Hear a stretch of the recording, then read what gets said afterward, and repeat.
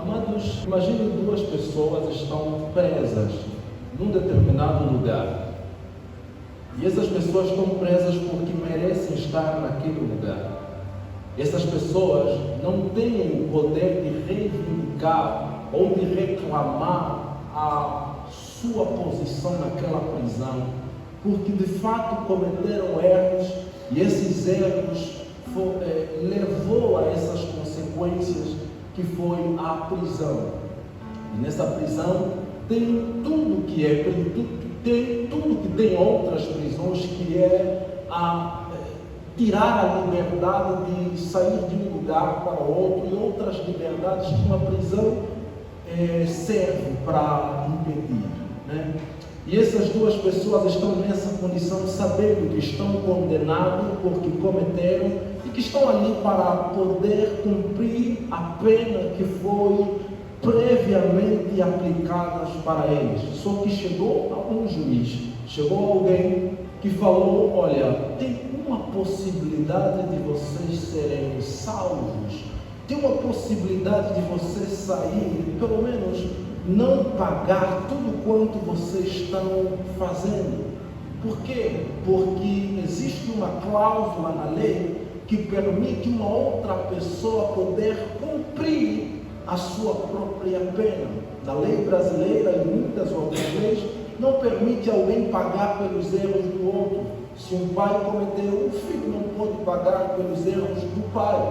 Se o filho cometeu, o pai não pode pagar pelos crimes do filho.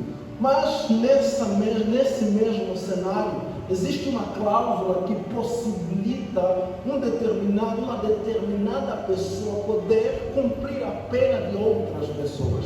Então, chega certa pessoa, um certo benfeitor, e olha pela situação desses dois homens, e ele amou essas pessoas, apesar de serem criminosos, apesar de terem a mesma, ou terem aplicado nele uma sentença que eles mesmos mereciam.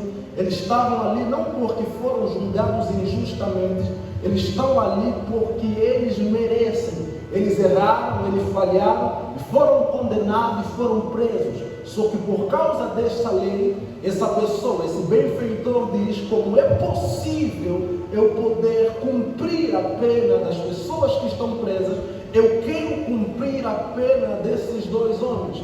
E essa pessoa chega até o juiz e fala: eu me apresento como benfeitor do A e do B, daqueles dois homens que estão presos e que foram presos não injustamente, foram presos justamente porque eles merecem. Eles cometeram um crime e eles precisam pagar, mas só que como existe essa cláusula de alguém poder pagar pelos erros de outra pessoa, eu me apresento para poder cumprir aquilo que são as penas dessas duas pessoas. Aí esse juiz analisou toda a petição desse benfeitor, e esse juiz olhou pela lei, analisou as possibilidades e chegou à conclusão: é possível esse benfeitor poder cumprir aquilo que é a benevolência, aquilo que é o cumprimento da pena daqueles dois homens. Então, abriu-se uma cadeia,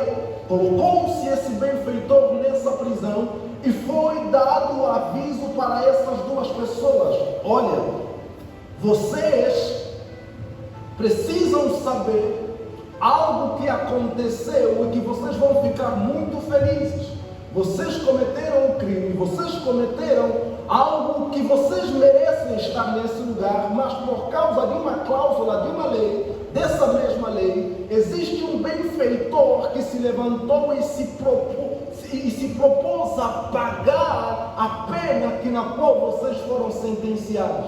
Só que um acreditou naquilo que lhe foi dito, abriram a porta da prisão e eles estavam livres. Só que a pessoa que acreditou pegou as suas coisas e saiu da prisão porque creu nessa mensagem que existia alguém que está cumprindo aquilo que é a minha pena. Eu sou culpado, mas um benfeitor, alguém que me amou sem antes me conhecer, ou seja, ele Ele me conhecia, mas mesmo com os erros que eu já cometi, porque eu reconheço que eu sou pecador, eu reconheço que eu cometi tais crimes, mas essa pessoa não mediu esforço e não olhou pelas coisas que eu cometi. Mesmo assim, ele se apresentou ao juiz e disse: podem me prender, eu vou cumprir a pena desses dois homens. A primeira pessoa ouviu essa mensagem,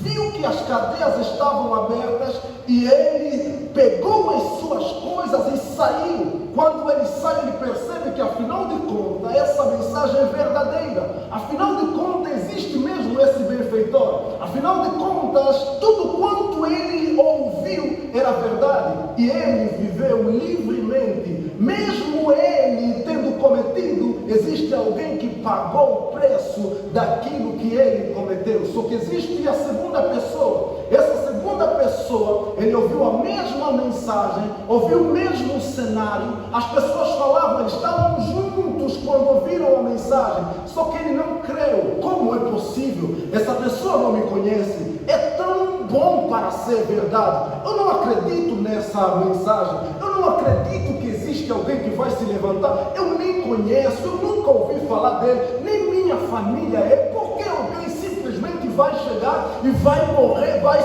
entregar-se por mim, vai pagar os meus crimes? Não é possível. Eu vou ficar mesmo aqui preso, porque isso não é verdade. Então estamos diante de dois cenários. O primeiro cenário é de alguém que creu na mensagem de outra pessoa, de um benfeitor, um salvador, que morreu por ele, que se entregou por ele, que pagou as suas culpas, que recebeu toda a penalidade. Outra pessoa, ele ouve a mesma mensagem, ele ouve a mesma explicação, só que ele não crê na mensagem que foi dita. Se ele não crê, então essa pessoa está preso, mesmo não precisando estar preso. Ele está passando por necessidade, mesmo não precisando passar por necessidade. Essa pessoa não precisa estar ali, a porta está aberta, mas ele ainda quer estar preso, ele ainda quer estar na mesma condição de prisão, de escravidão. Só que o mensageiro está a dizer: você já está livre, você já está salvo, alguém já pagou o preço por você, mas essa pessoa ainda insiste em estar na escravidão. Isso acontece com nós mesmos. Jesus Cristo veio até nós.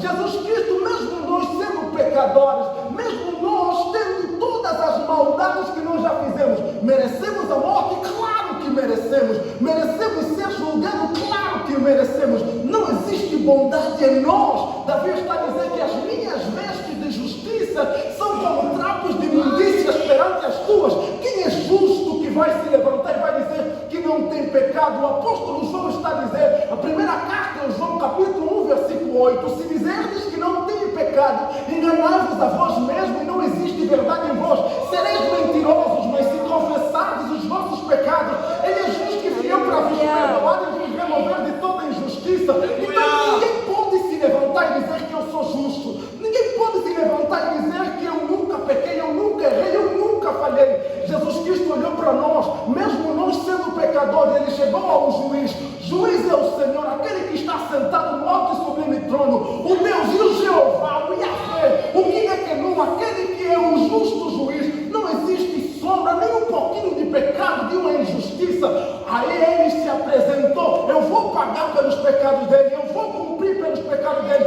eu vou morrer, eu vou ficar doente, eu vou padecer, eu vou viver na miséria, aquilo tudo que esse homem merece, eu vou pagar. E Cristo, ou Deus, olhou para ele. A Bíblia vai dizer que o Pai agradou um moelo, fazendo-o enfermar. Ele viu o Senhor Jesus ser torturado, ele viu o Senhor Jesus ser esmagado, ele viu o Senhor Jesus padecer por tudo quanto nós deveríamos padecer. Ele estava apenas aplicando a pena, não que era dele, porque ele nunca pecou, ele nunca falhou, era nossa, sabe aqueles pecados que nós cometemos, sabe as nossas falhas que nós cometemos, sabe a nossa natureza pecaminosa que estava condenada à miséria, à morte. Jesus Cristo tudo carregou e transportou. Imagina Jesus Cristo carregando os pecados de Adão, o pecado do passado, passado, o pecado do presente, o pecado do futuro, tudo Jesus Cristo está carregando. Eu vou pagar pelo preço de todo mundo. Aí Jesus Cristo entra na prisão, ou seja, Jesus Cristo morre. Quando Jesus Cristo morre, existe uma mensagem que todos os missionários, pessoas crentes do comum, que vêm transmitindo, dizendo: Jesus te ama, Ele morreu por ti, aceita o Senhor como único e suficiente Salvador. E às vezes as pessoas ficam na posição daquele segundo homem. Ele está preso, mas não precisava estar preso.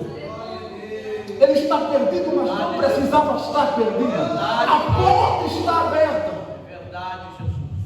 Sabe o que as pessoas querem? As pessoas querem que Jesus, que se entregou para o Pai, que se entregou ao juiz, que foi preso, que foi maltratado, que foi morto, o próprio Jesus é que chega na prisão e tira você da prisão à força e te coloca na liberdade. Jesus já fez muito por nós, mas existem coisas que nós precisamos fazer por nós mesmos, que é o ato de se levantar e sair da prisão. Aleluia. Tá, porque a porta já está aberta. A porta já está aberta. A porta já está aberta. Aleluia. Glória. É maravilhoso. Alguém consegue entender essa mensagem? A porta está aberta. Adão peca contra o Senhor. Adão pecando contra Deus. A palavra de Deus vai dizer que o salário do pecado é a morte, mas o dom gratuito de Deus é a vida eterna. Só que se nós entendemos esse texto, nós vamos perceber que o ato de Adão, o fato de Adão ter pecado, ele condena uma geração, ou seja, ele condena toda a humanidade para a morte. Adão estava separado de Deus, porque o grande problema não é só a morte que Adão vai ter. O grande problema é a ausência da vida, ou seja, Adão se separa de Deus. Adão está longe de Deus. Só que a Bíblia vai dizer, depois de condenar todo mundo, condena Adão, condena Eva, na serpente ele diz que no fruto da mulher nascerá alguém que esmagará a cabeça da serpente. A primeira profecia messiânica que foi feita pelo Senhor estava apontando para o Senhor Jesus Cristo. Então nós começamos a perceber que Deus tinha um plano para a salvação. Esse é o grande plano de Deus para a salvação. O homem se desligou de Deus e Deus tem um plano para religar o homem a Deus. E diz a Bíblia Sagrada que Deus envia profetas e não só envia a lei. Só que quando nós olhamos, nada era suficiente para trazer o religar, o reconectar. Adão estava morto, Adão estava condenado à morte, e nem os profetas, nem a lei era suficiente para trazer Adão à vida. Logo, nós percebemos que a salvação não é fruto de alguém fazer, é o fruto de um Deus fazendo.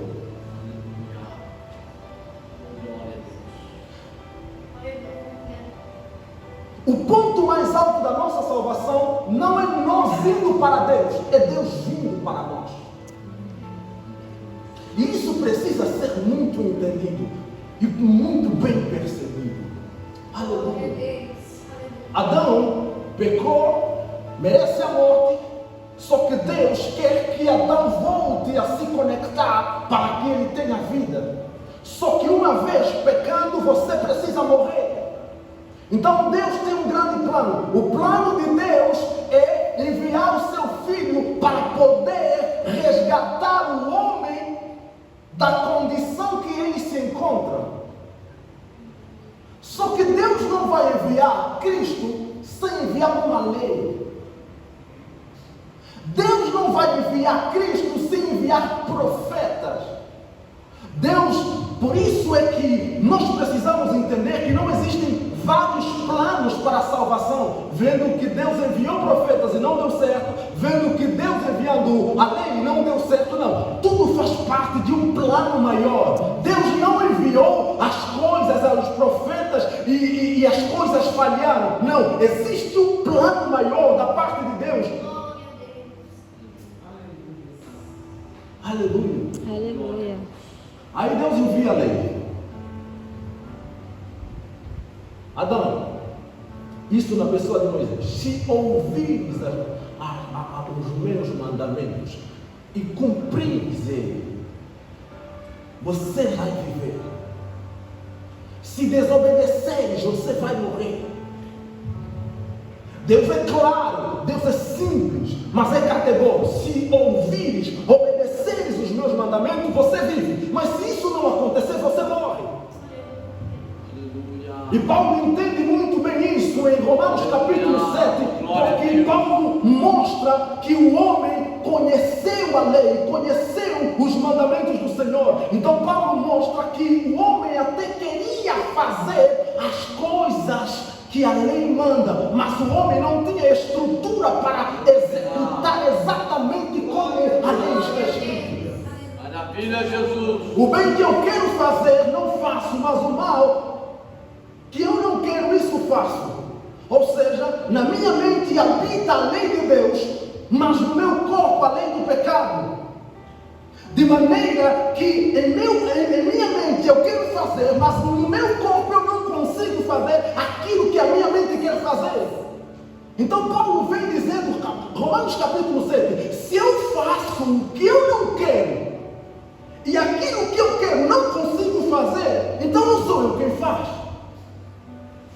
É o pecado que habita no meu corpo. A lei do pecado habita em mim, de maneira que eu não consigo fazer aquilo que eu quero. Eu quero fazer a obra de Deus, mas eu não consigo, não porque eu não queira fazer, mas é porque existe uma lei no meu corpo que não me permite executar tal igual essa lei que o Senhor Jesus Cristo mandou, que o Senhor mandou no Antigo Testamento. E Paulo termina o capítulo 7 de Romanos com essa grande questão: quem me livrará do corpo desta morte? Eu quero fazer uma coisa, eu não consigo. Eu não quero fazer algo e eu não deixo de fazer. Eu sou escravo. Quem vai me livrar dessa escravidão? Porque eu quero deixar de fazer, mas não deixo de fazer porque eu quero outra coisa. Existe algo dentro de mim que não me possibilita fazer aquilo que eu quero. Paulo está dizendo: não é falta de querer, eu quero fazer. Não é falta de vontade, porque eu quero fazer. Na minha mente eu quero fazer, mas o meu corpo não permite que eu faça isso. Quem vai me livrar disso? Quem vai me arrancar dessa escravidão? Dou graças ao Senhor que tornou isso possível. Aleluia. Romanos capítulo 8, se Paulo, o cenário do capítulo 7 era da indecisão, da preocupação de como nós vamos nos virar, como nós vamos fazer essas coisas, como vamos lidar com essa escravidão. Aleluia. Portanto, agora, nenhuma condenação há para os que estão em Cristo Jesus.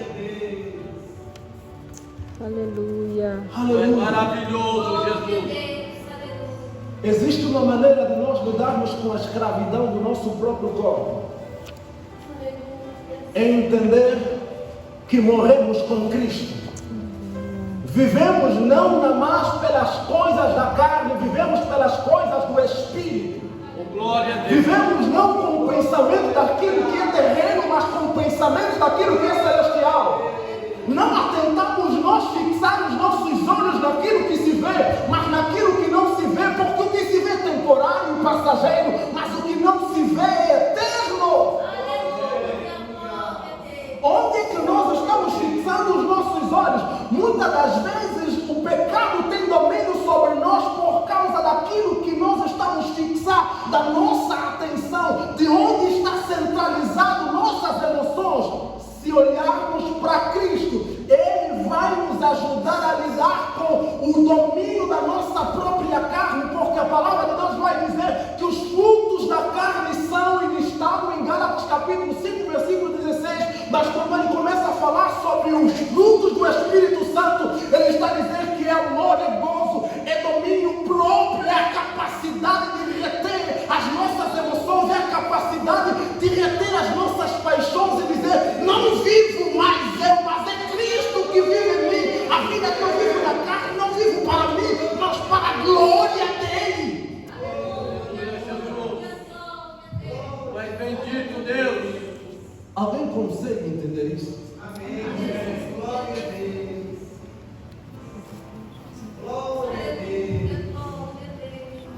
ninguém consegue cumprir a lei tal qual ela deve ser cumprida. Porque ninguém antes de Jesus tinha o direito da vida? Porque ninguém antes de Jesus tinha cumprido a lei como ela deveria ser cumprida. Porque quem cumpre a lei ganha vida. E quem descumpre ganha a morte. Por que nós estávamos condenados à morte? Porque nós não cumprimos a lei. Então pensa comigo. Existe alguém que cumpriu a lei. Jesus cumpriu toda a lei. Se Jesus cumpriu toda a lei, o que ele merece? A vida. A vida. Por quê? Porque a Bíblia diz: se cumprires, terás vida. Jesus cumpriu. Só que quando Jesus cumpre, Jesus morre. Alguma coisa ilegal está acontecendo. Como é que alguém que nunca pecou morreu? Como é que alguém que nunca merecia morrer, morreu? Por causa daquela cláusula de você se apresentar ao juiz e dizer: eu me entrego para essas pessoas que estão presas. Só que essa cláusula não é qualquer pessoa que poderia fazer isso. A condição da pessoa que merecia morrer para o outro não tinha que ter erro, não tinha que ter pecado. Jesus, ele cumpre todos os requisitos para alguém morrer por uma outra pessoa. Então a condenação que era para nós, Jesus Cristo se apresentou e ele morreu. Mas só que a Bíblia está dizendo, ele cumpriu, merece vida. E a vida que ele cumpriu, onde está? Se ele obedeceu toda a lei, ele merece vida, mas ele morreu. Quem vai usufruir da vida que Jesus Cristo do cumprimento de Jesus da lei? Jesus nos faz viver os benefícios do cumprimento da lei que ele cumpriu. Quem cumpre a lei tem vida. Só que nós estamos a usufruir como se nós tivéssemos cumprido. Por que isso é possível? Porque Jesus está nos fazendo viver os benefícios do cumprimento que ele mesmo cumpriu. Esse é o plano da salvação, de Jesus entregar-se por causa da humanidade. E a palavra de Deus está dizendo, João 3,16, porque Deus amou o mundo de tal maneira que deu o seu único filho. Glória a Deus, aleluia. Você crê nessa mensagem? Que Jesus Cristo te amou, que Deus te amou de maneira extraordinária, que não mediu esforço, se entregou. Tudo quanto ele recebeu simplesmente foi por amor. Toda dor que ele sentiu simplesmente foi por amor. Tudo quanto ele passou e as dificuldades que ele viveu aqui na terra foi simplesmente porque ele amou. Não, talvez Jesus me amou porque eu sou bonito. Talvez Jesus me amou porque eu falo bem. Talvez Jesus me amou porque eu tenho uma boa retórica, uma boa eloquência. Nada disso. Jesus nos amou sendo nós ainda pecadores. Estávamos no lamaçado do pecado. Ele olhou para nós, escolheu a nós, mesmo nós sendo insignificantes. Por isso, hoje é o dia de nós exaltarmos e agradecermos o amor de Deus para a nossa vida. E dizer: obrigado, Jesus, pelo seu amor. Obrigado, Jesus, pelos seus benefícios. Em nome de Jesus. Fica de pé em nome de Jesus. Mas maravilhoso, Jesus. Senhor, nós estamos na sua presença.